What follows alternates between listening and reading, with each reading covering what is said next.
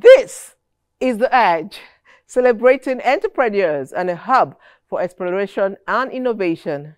My name is Patience Saba, and today our focus is on real estate development, solutions, and sustainability. We have a very special guest, and he is Dr. Olushola Owomoyela, an entrepreneur per excellence, who will share with us an insight into the dynamic world of real estate. Owomoyela is currently the MD CEO of Next Gear Properties. Dr. Owomoyela's entrepreneurial journey is captivating, inspiring, and motivating. Indeed, it was an honor spending time with him. I have a mentor who is, his name is King Fed. Okay. He's also my in-law. So all through the years, I'd seen the way he handled real estate. He was a straightforward man, and I wanted to follow someone, that will at least be able to measure where he started from, his challenges and everything. I was able to see everything. So, and he became successful. So I liked it. Coupled with the fact that my father loved real estate. All right. Then the last person that impacted me was my lecturer, Professor Fabumi now. I was in my second year land law class when he made a statement that will never leave me. He said that you can never have rent problem if you are a land lawyer, like a property lawyer. Wow. So I was like, wow. And real estate is one of the biggest things, on earth. It's one of the things that at least it can do and undo. If you're a family person and the landlord is coming to this. So with that mentality, I was like, okay, fine. I think I would like to. Then I think I could remember while I was in a law school squatting with Femi, I also came up with a vision then that in real estate, most times the agents get 5% commission. So I told myself, I said, why can't I be the person that gives people that commission? Mean that I wanted to be a developer. I wanted to be the person. I'd always been like that. Anywhere I am, I always want to be the person to give. So the first journey, my first year, no sale. I needed to start marketing for other people. I would send SMSs and all that, no sale, nothing. I didn't have any skill in sales. I didn't have. So I was just trying to, okay, you know what? This is what I'm doing now. So nothing happened. So I was always broke. How exactly? What was that moment and how exactly did that happen? Because it's an intriguing story. How did you find it? Yes, like I said, I started marketing for other people. So, but while I was marketing, it gave me exposure to the system, like how they got their land. In some cases, some of the owners of such lands would just give them, maybe after raising the initial capital. In some cases, you just say, market this thing for me. Can you give it to me at this price so that I will just be remitting the money for you over a period of time? So, if you are not a careless person or a spendthrift, you should be able to save up some money and all that. So basically, it was the ability for us to negotiate, the goodwill, being straightforward. I could remember there was a day I was standing under the Jabi Bridge for over almost 3 hours, waiting for this investor. And he would not come. And I called him. I said, you know what? I'm here. I've been waiting. You said I should meet you under this bridge by 10 o'clock. This is about 1 o'clock. What is happening? He said, he has not even left Kubwa. So that day I wept. Then I was dating my wife at that time. So I called her. I said, look, I'm tired. What is it? I'm the brain behind this business. I know everything. It's for you to just bring your money. And, you keep wasting my time. I cried that day. I decided, water was just, I said, what is this thing? My wife just said, you know what? Don't worry. If he doesn't come, you can go back home. I said, okay, fine. I think he ended up not coming anyway. And it didn't work. So while we were doing that, like I said, I'd found a land. I just needed for him to bring the money. So I now told my brother, I have a brother, an older brother that had some of those land in such areas. And I said, I'm about to enter a partnership with somebody and all. I now said, but I have a land somewhere, although I've not paid for that land, but the family can actually, so from your sale, you can. So I think that was the first land we had. We called it Palm Springs Estate. And then from there, I started investing in other places, Karishi and so on. That was how I started. And then, of course, we started gathering people, because you can't do it alone. That period, I was the CEO. I will put, in fact, there was a day I went to Guruku, it was a dusty road. Those days, they were borrowed vehicles. I could remember the Sienna did not have AC. And if you know Sienna now, if you don't have AC in Sienna, you suffer. So, I was in suit. I used to like suits. I would wear suit that period. So, but that day, we needed to go and put our signboard on the ground. Yes. CEO. I went there with one young man. As they were digging, they were not digging well. I just removed my suit. I dug. By the time I was coming back, I just felt that, look, why wear this suit? So it was singlet. Yeah. Why singlet? I can't forget that day. Oh my goodness. And then by the time I got to Guruku Road, that dusty road, I was, you know what they call a lubo? Yes. The dust. I was full of, as in, people were like, who are you? What are you doing here? I said, I'm so. It's not true. You are not the person. I said, I am the person. I said, okay, no problem, Some people do not recognize me.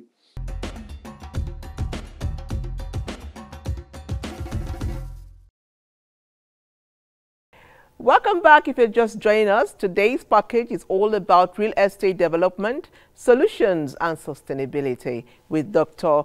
Olushola Owomoyela, an experienced real estate entrepreneur with a proven track record of numerous accomplishments in the field. Okay, right now, we will take a break from our conversation to bring you a short documentary that will further tell our story. The real estate industry in Nigeria is thriving with rapid urbanization and population growth, driving the demand for housing and commercial spaces. However, alongside this growth are various challenges in terms of development solutions and sustainability. Developers face the daunting task of finding innovative ways to meet the increasing demand while ensuring environmental sustainability, quality assurance, customer satisfaction, and providing lasting solutions to the housing deficit. In the midst of these challenges, Olushola Ilesami Owumoyela, an accomplished individual with diverse range of expertise in law, real estate development, humanitarian work, fueled by an entrepreneurial spirit, ventured into the real estate development scene in 2014. He founded the Next Gear Homes with a team of visionary real estate professionals determined to revolutionize the industry. Next Gear Homes has grown into a prominent real estate firm recognized for its integrity, dedication to quality, innovation, and customer satisfaction.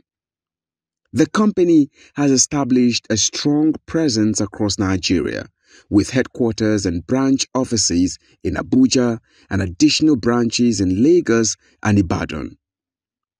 Next Gear Homes' portfolio extends beyond these core locations with a huge subscriber base spanning its reach within and outside Nigeria.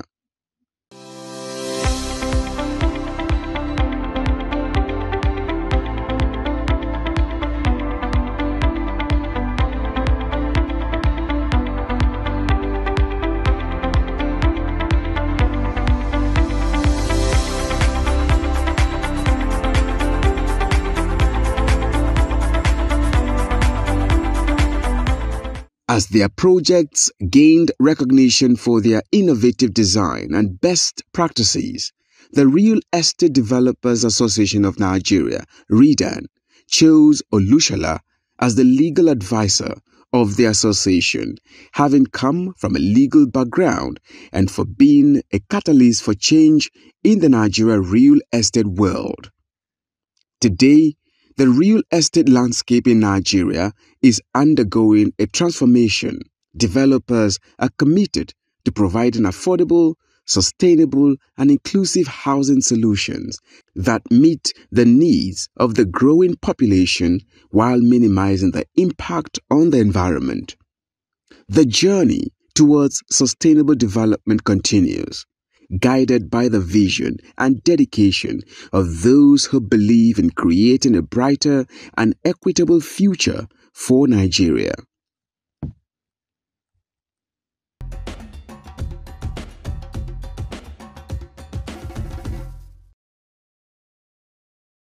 Indeed, Dr. Lushola Owomoyela has built many estates and has also been a key player in the real estate sector for so many years. His innovative approach consistently sets new standards in the industry. Let's continue with our conversation.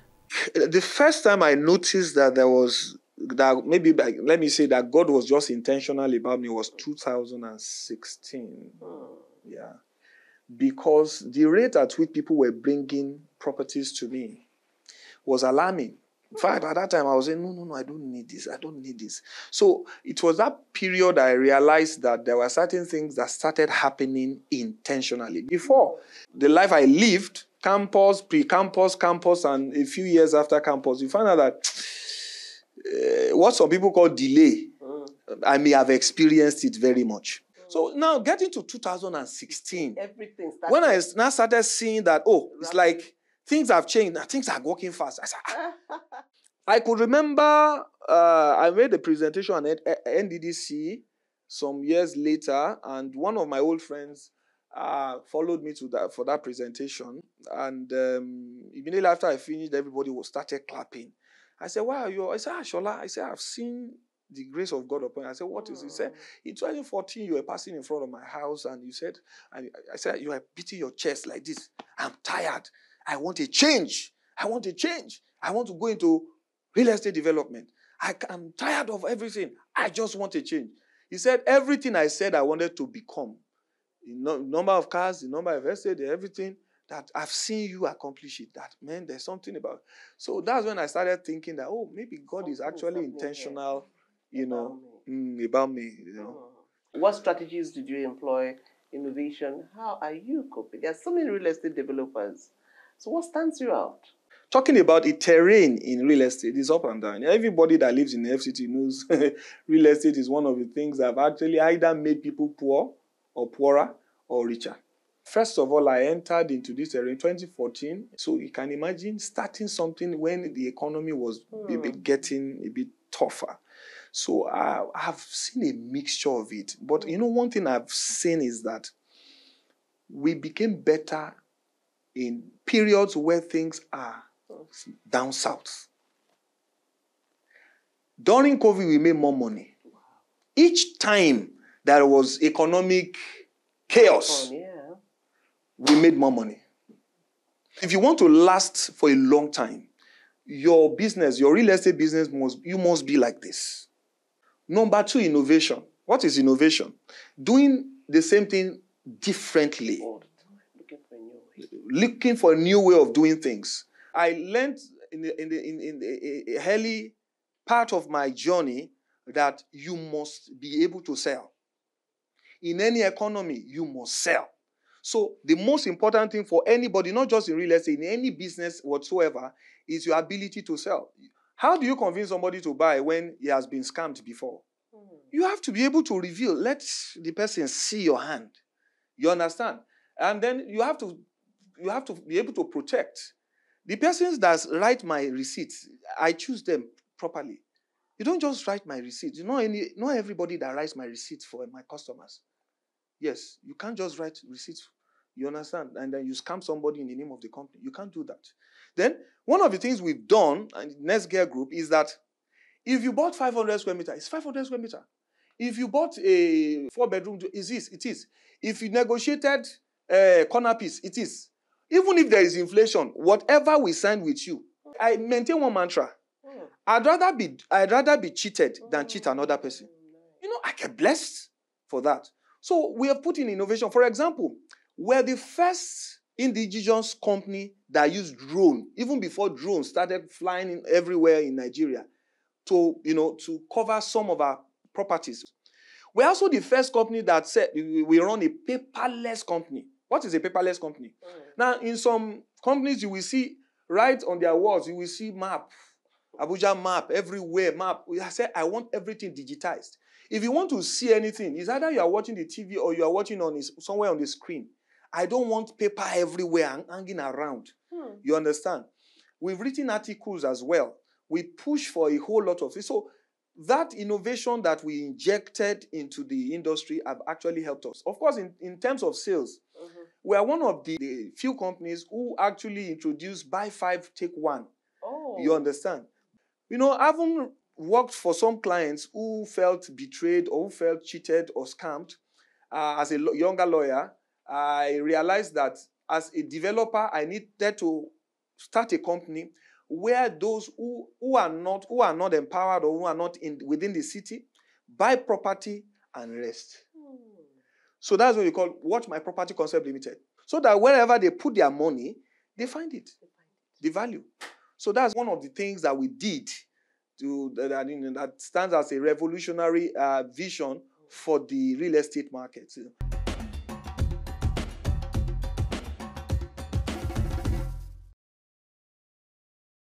Welcome back. Yet again, we'll take another break. But this time, we'll be speaking with members of staff of NTA Properties, or should I say, Dr. Owomoyele's winning team. They will further inspire us and tell us more about the man. Our conversation will continue after this. Working with Dr. Shola has been an adventure, because it has been from one level of growth to another. He makes working like very easy, and he's somebody you can approach and tell things. He listens. You can bring your suggestion about what you think about work and all of that. So he's just open to listening to you. He's not like a dictator that says, okay, it must be like this, it must be like this. My boss, that's Dr. Olushola Omoyela. It's a phenomenal leader. I see him as a mentor. He practically leads you by the way into a lot of things. He's selfless when it comes to leading people. I mean, he wants to pour himself out to you if you can contain. He's a man of depth. The work environment is conducive. It's rewarding, upgrading, because I look at it from when the staffs come in, the progress they make over time, the people they have become, and the people or the persons they are on their way to become. The difference is always clear. That means it's all about improving talents and improving lives.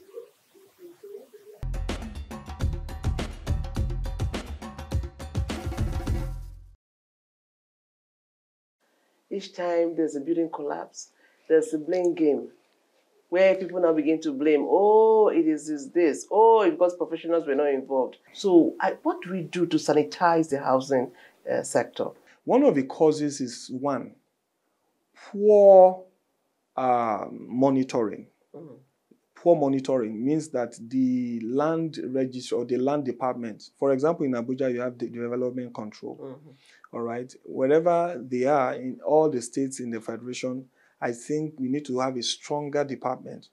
In some cases, the problem is the department. Where, because they may have collected some bribes, kickbacks, and all that, and then whatever they were not supposed to, approve, they approved. In some cases, they just allow whatever it is.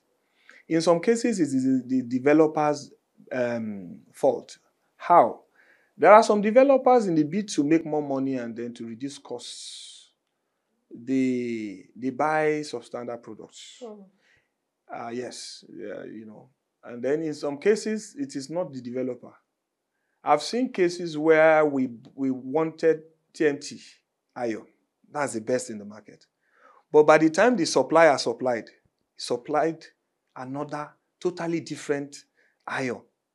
So In some cases, it is the engineer on site. Some of them claim to have Koren, but the Koren was bought. So in some cases, we don't follow the building code. People build on canals, people build on public infrastructure. Yes. It will give way. No soil test. Yes. Developers will sell you a house. You practically break it down, rebuild it to make it your own. A whole lot of people have had that experience. You're touching the wall, and this wall is breaking. Yes. And you bought the house. So how do you maintain standards in your company? First of all, we have a quality control department in our company. Okay. That looks at everything. There is a report system. Okay. We get feedbacks on site. We get evidence of mixing. You understand? So we do that. Then, most of the time when you see poor mixing, you find out that maybe there is an instruction from the developer to the engineer on site or the builder on site that, you know what, no, don't let us use 5 bags, or let's use 3 bags. Do you understand? So you put pressure on that person. We don't do that. At times, it may not be the developer. It may be the person himself. Say, let me quickly sell some bags and make some extra cash in my hand. We have had that happen. But when you have a quality control department and you put checks and balances, there is a staff that is taking stock of all the cement. There is a staff that is, doing the right mixing. There is a supervisor. There is a site officer. You understand? And all my site, for example, has CCTV cameras. And I have somebody upstairs who actually watches and checks everything as they are working. So make sure that everything that is in accordance to what we have actually planned. Then you don't give a surveyor's job to a planner. You don't give a planner's job to a surveyor. You understand? In our company, we have from the concept stage, that's from me to the architect, from the architect to the structural engineer, from the structural engineer to the builder, from the builder to the interior architect, from the interior architect to the facility manager. We all had them. That's the building code. You just went through the building code, which I think is amazing. What advice would you give to young people who also want to become entrepreneurs or even come into real estate? First of all, be honest, have integrity. Like I said, most business will never survive 5 years because of dishonesty. Number 2, you must be consistent. You can imagine, a lot of businesses have come. People will say, come and do oil and gas, come and do this, come and do that. I kept pushing them aside. It is this real estate. Master something. To master a thing or a business, it will take you not less than 5 years and above. If I pick my call today, I know who to call for what. So consistency is very important. You don't do, you are selling rice today, you are doing pepper tomorrow. No. Focus on one thing, master it. It is from when you master that one thing that you start going into other things. Don't forget that I have interior business now. It's an offshoot of real estate. You understand what I'm saying? And when the demand starts coming, you know that you are becoming an expert. Number 3 is learn not to give up. Somebody said something. He said, the reason why you should show up for that job is because of your hatred for failure or your love for success. Someone else said that if hunger does not motivate you, I don't know what will motivate you.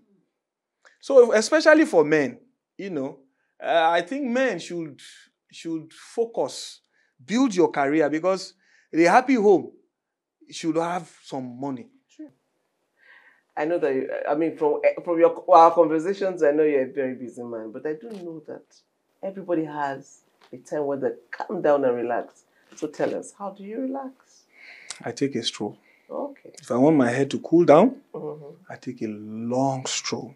And usually very early in the morning, when it's still a bit dark, or late in the evening when it's still a bit dark. Okay. So I take a long stroll. Whether I'm in Abuja, I take a long stroll. In my house in the UK, it's beside the lake. So I walk around the lake 2-3 times. I sit down, I relax. We appreciate your time with us. Thank you very much. I have personally been inspired, and I know the Nigerians will be inspired. Thank you very much. God bless everything Thank you do, you so sir. much.